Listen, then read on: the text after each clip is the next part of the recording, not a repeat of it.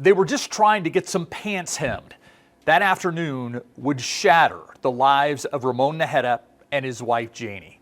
Ramon, 81, attacked and killed in a front yard, trying to save his wife, Janie. Janie has never talked publicly before about what happened that day until now. She sits down with us in the Spriester session and talks about her husband, her family, and what has happened since that day in February of 2023. This is not a traditional Spriester session, but what Janie says is so compelling, we wanted to share it.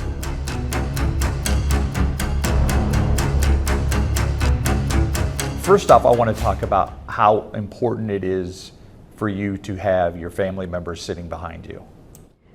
Well, they're my support. You know, they have been working very hard, trying to do changes with animal control. They have worked a lot. And I really appreciate them doing it because I was going through such a hard time that I was not a part of it because I was really down, you know. Understandably so, Yeah. though. Are they a source of strength for you? Yes, they are. They are. They're family. And my husband loved them very much. They were my stepkids, but they were my family, you know, for so many years, 45. Absolutely. Yeah. We started talking a little bit ago, and I said, what do I need to know? Because you have a unique perspective on this that hasn't been heard yet. What do you mean on the incident that happened? Yeah, we started talking to me. Well, you know, I'm just kind of upset with the city. I feel like they didn't do their job. They didn't do their job. They failed me. They failed my husband too, you know. If they would have done what they had to do, my husband would be here. It's just not fair what happened. They could have done a lot more. Talk about that day and your remembrances as much as you feel comfortable doing. Well, it started with our breakfast that morning. We were so happy. And my husband's always been just part-time security because he was a retired Air Force, 21 years. And that day we had breakfast and he said, hey, you know, why don't you change quick because I want to go to the seamstress. I'm going to start a new job and I want my uniform fixed, you know, because he's kind of short. He was short and he always wanted his pants to be perfect. So I really didn't want to go that day. And I said, hey, let's just do it another day. And he said, no, I want it done today. So we took off. We took off and we got there and he was in the car. And he told me, will you get down and see if Angie will let you just drop the pants off? So I got off the car. I went through the driveway. I went to the door and I knocked. And her grandson answered the phone, answered the door, and I asked him if I could drop off Raymond's clothes, and he said, "Yeah, go ahead." I said, "Okay, I'm going to go to the car, and I'm going to go get the clothes." But when I turned around to walk to the driveway, I looked at the dogs. They were already barking very vicious. It was the black dog and the female white dog. They were barking really, really vicious. But I didn't think anything of it, you know, because they were on the other side of the fence. So by the time I walked from the door to the gate of the driveway, I turned to look towards the dogs, and the black dog was already climbing the fence, and he just jumped and dashed through the yard. By the time I got to the door, he had already grabbed me by my knee. And my husband, I think my husband was on the phone or something. And when I started screaming, he right away got out of the car to try to get the dog off of me. And that's when he grabbed him by the wrist and knocked him to the ground. And he just couldn't get him off of him.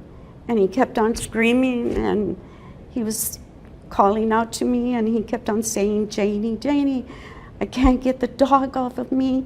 And I was screaming to see if somebody could hear us, you know. Nobody would come out, not even Angie's grandson came out. And I fell down between the curb and the wheel of the car. So I was trapped right there, but I was screaming. And then Angie's grandson came out, and he came out with a rake, and he hit the dog, and he told the dog, leave him alone, you know. He hit him with a rake, and the dog turned on him, and he knocked him down. So, you know, he's young. He was able to take the dog off of him, and he ran inside. Then, by that time, my husband didn't even get up during that time that the dog was attacking the grandson. So the dog came back to my husband, and he started dragging him. He's dragging him towards his side, where he lived, where the dog lived. So he dragged him halfway, and during the time that he dragged him halfway, the female dog got out, and she came to me, and I was facing up, you know, and she stood next to me, and I just felt my whole body tensed up real bad, and I didn't want to blink, I didn't want to move, and she stood next to me, just looking at me, and I said, she is gonna finish me up, you know. That's what came through my head, and I started praying. I prayed, I said, Jesus, the holy blood of Jesus covered me with his holy blood. And the dog just walked away. I mean, that was a miracle. And then she went and attacked my husband. And she's the one that pulled the dialysis line out. And I could hear my husband screaming. But I'm thankful that the fire department got there. My husband is my hero because he saved my life, but the fire department, they're my heroes too, because if they hadn't gotten there, I think the dogs would have finished me up too. How hard has it been since that day? It's been very hard because that tragedy, you know, it's affected my life. I get very emotional, I get stressed. Sometimes at night, it takes me a long time to fall asleep because I can see him, you know, I can see him, and I feel guilty, you know, that I wasn't able to do nothing for him, that I was stuck there and I was frightened and my body was just so tense. I didn't want to move. I was afraid. I was so afraid. Janie, you can't blame yourself. You know that, right? I mean, I know, but I still feel bad because I said, how come I didn't tell him, hey, use your other hand and just get his eyes out or something. Pull his eyes out. Maybe that would have stopped the dog, you know. But it was just something that happened so fast, you know. State calling your first. Yes, Judge. At this time, the state will call David Avila to the stand. I know that the hearing started. Is it hard sitting in that courtroom? It is. It is because it just makes me feel like these people, they were so irresponsible. They knew the dogs were dangerous, and the city knew they were dangerous, and nobody did anything about it. That's what I really want to talk about today, is your feelings toward what you have learned since that day about the city's actions and about the dog owners' actions. Well, there were so many attacks, and one of them happened the month before my husband died on Darby Street. And when you see that video, those dogs jumped their backyard and they went into the alley and they crossed to Darby. And that poor guy, he was just walking so innocent, just walking, taking a walk. And they knocked him to the ground, I don't know how many times. But, you know, the last time they knocked him down, it's like somebody called them, because all three of them went back to their home. So, you know, somebody out there knew that they were out, and they didn't even do anything to get them back in the fence. Do you remember your reaction when you learned that these dogs had attacked before? I was very upset because they should have done something. The city should have done something. They attacked that person on Darby. They attacked one of the neighbors across the street on Tepla, and he was holding a baby, and these dogs charged after him, you know. It's just so many. Talk about why you decided to file a lawsuit. I was so upset the day I saw Sims on TV, and he was in the courtroom, and he was sitting on the stand, you know, the witness stand, and they asked him why he didn't keep those dogs. I mean, why didn't they put them down? And he said, "Oh, well, because they were small bites." When I heard him say that, it just brought tears to my eyes, that my husband had to lose his life because they were small bites. That was just not right. They should have done something. They should have done something right away. How many times does a dog have to bite before they put him down? Sandy, you've been involved in this case.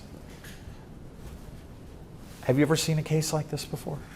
Unfortunately, it's very similar, very, very similar to Sutherland Springs. In Sutherland Springs, there was a monster, and the government knew that Devin Kelley was a monster.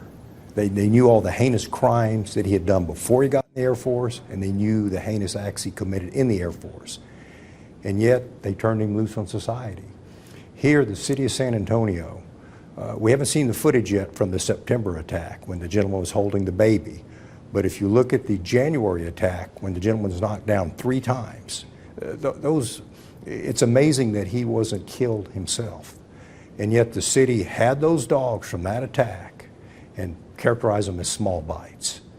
The city knew these dogs were dangerous, and there's endless calls about the dogs, about the Morenos, and it even goes back maybe several years. We'll have to do more investigation. But for the city to sit there, and literally, think about this, they called the Morenos and said, "Hey, come get your dogs." Because the Morenos, I don't think, would have ever come to get these dogs.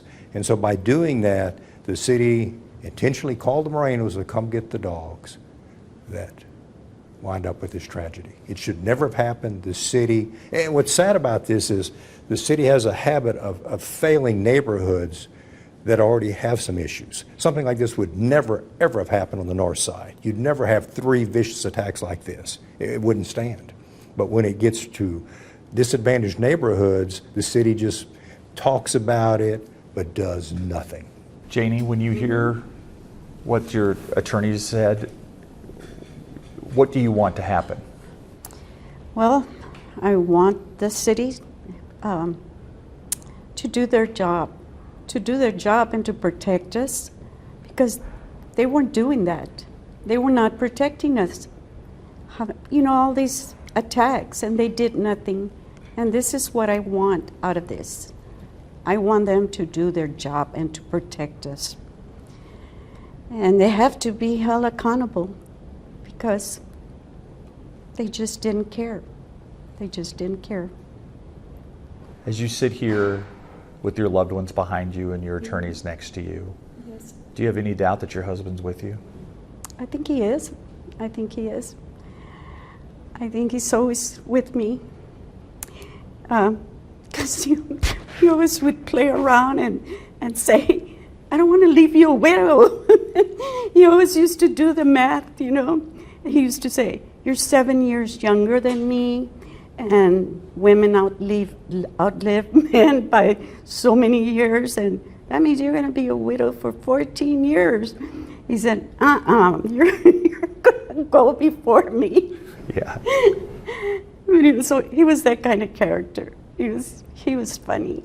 Yeah. Describe your husband to me. My husband, well, he was brought up with he was the oldest of 10 kids. So his life was hard because he was the oldest. But he learned to be a hard-working person, you know. He worked at Mi Tierra when he was a teenager. He washed pots and pans. And he said, every time I thought I was finished, the cooks would throw a bunch of pots in there. And then he worked for the telegram company, and he used to ride his bicycle and deliver telegrams. And his legs were always so strong, you know. And I used to tell him, wow, your legs are so strong. And he said, it's because of that telegram job that I had. I had to ride my bike all over town. And it just made me strong. But a lot of people will say, he was 81 and I was 74 when he passed away. But he was the strong one. He had this, he loved life and he enjoyed it. And he made the best of everything, you know. He loved his kids. He loved the grandkids. And I have a great-granddaughter. She was 2 years old when he passed away. And just last week, she went into the formal living area, and I have a big picture of him in there.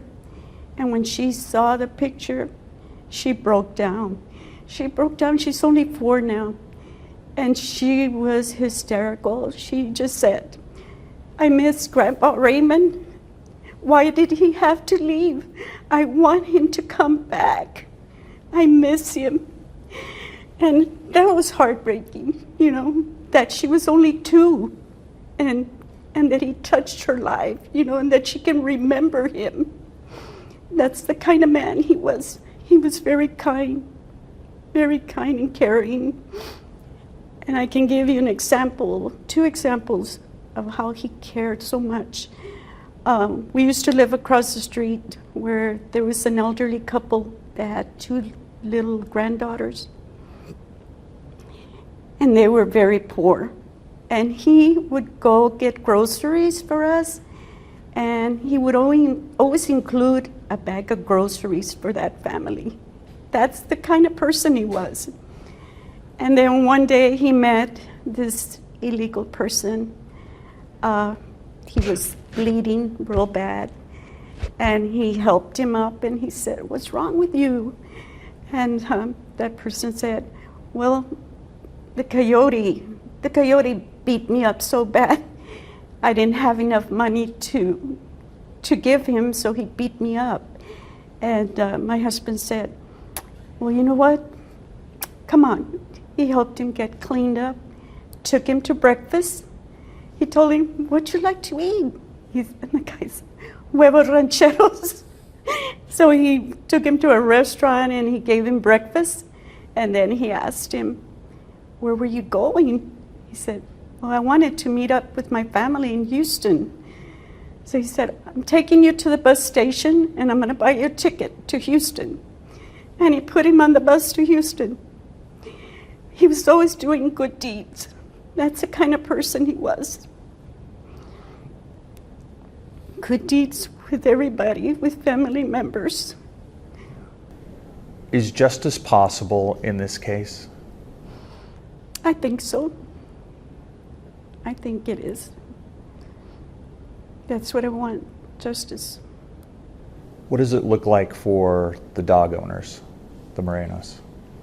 The dog owners, well, they pleaded guilty, but I don't know, I don't know if they will get the time that they deserve, you know, because they just didn't care they were bringing up those kind of dogs. They wanted them to be vicious. But I hope whatever they get, you know, they have it coming to them. What does justice look like when it comes to the city of San Antonio and animal care services? Well, that they change the way they take care of this. Even when I hear them talk about this new stuff that they're doing, like, oh, you know, they pick up a dog the first time, they're going to charge so much money, and then they pick him up a second time, you know, it'll be a little bit more and a little bit more. When are they just going to say that's just enough? You know, these dogs don't belong out there. Stan, what does justice look like? Well, there's no way to quantify Raymond's life. I mean, one of the things that's so amazing, his mother is still alive. She's 100. And I talked to her the other day, and extremely talkative, just extremely sharp, very interesting lady. But the city has got to protect its citizens.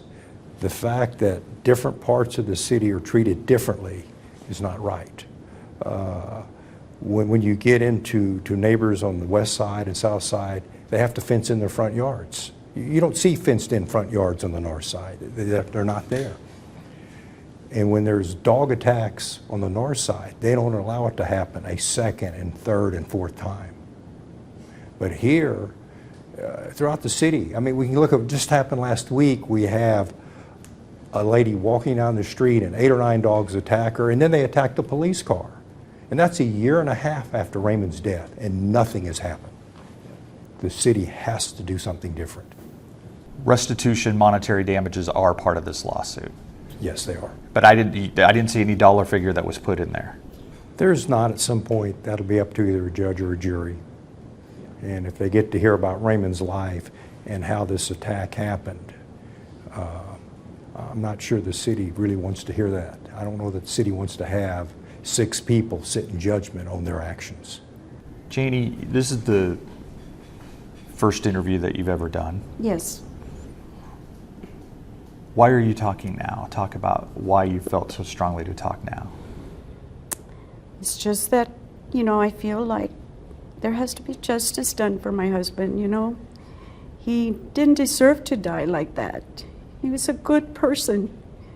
And we have to do something about this. Because if we let it go, I mean, the city's not going to care. They'll continue doing their poor job. And this is why, you know, it was so important to me. There are a lot of people out there, I think, that have been thinking of you since this attack and how you're doing and how you're coping. Do you feel that outpouring of support from the community in this whole thing? Yes, I do, especially my family, you know. It was very, very difficult for me because after the dog attack, the wounds got infected, and it was about a week after the incident that my wounds got infected, and I was so thankful that I went to BAMC because they gave me special wound care. I would have to go over there once a week to see the wound doctor, and the wound doctor ordered for me to have care 7 days a week. So at 7 days a week, I had home health. They would come and clean the wounds, and once a week I would go to the wound clinic, and they would scrape the wounds all the way down, and that was very, very painful. But they did it for quite a long time. They did, until they were able to start healing. But then after the healing, it was the other part of the therapy, trying to smooth out the scar tissue in all the areas, because the scar tissue was very painful. It's on your legs, correct? Yeah. Yeah. It was all over my knee, the upper part, on the sides, the lower.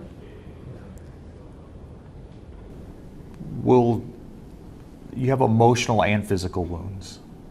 I do. I do. Will those ever heal? No, they won't. Not the emotional, because I live through it every day, this tragedy, you know. Even in my quiet time, my mind just wanders off, you know, and I think about him, how he was hurting so bad, you know. And there was no policemen that came. I kept on saying, well, where were the policemen? They have guns. They could have used the guns on those dogs. But I'm just thankful that the fire department came to my rescue. And I even went to the fire station and I met them all. And I thanked them. And I thanked them from the bottom of my heart. I was so thankful.